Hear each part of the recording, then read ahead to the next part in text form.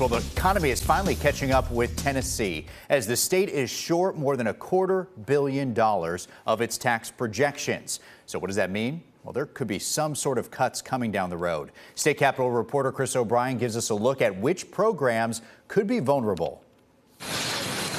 Since the new fiscal year turned over, Tennessee's revenues have come up nearly $280 million short of projections. We're going to have to scrutinize things more closely than we have the past couple of years. That's not necessarily a bad thing. That's not to say Tennessee is struggling necessarily. Short revenue-wise is 40% higher than we were just before the pandemic. But the money has to come from somewhere, which means programs that have continuously been funded on a year-to-year basis or newer ideas that could cost the state some money likely could see the chopping block. Members are going to hear that we're not able to do some things that we were able to do in the past. Now, of course, what those things are, Republicans won't share until Governor Bill Lee finalizes his budget and gives us a peek during his State of the State address next Monday.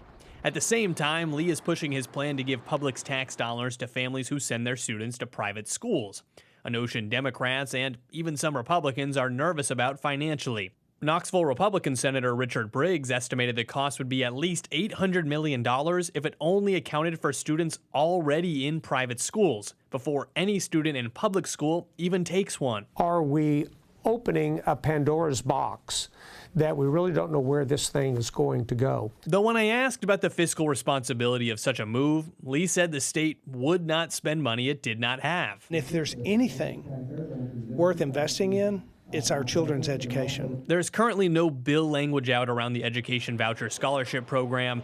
The bill filing deadline is technically Thursday, but lawmakers tend to file amendments which make the bill well after that deadline. In Nashville, Chris O'Brien. Well, Democrats have floated the idea of dipping into the state's surplus rainy day fund to cover some holes and start new programs. But Republicans also telling Chris last week they were not considering that idea. We are definitely not talking about dipping into the rainy day fund.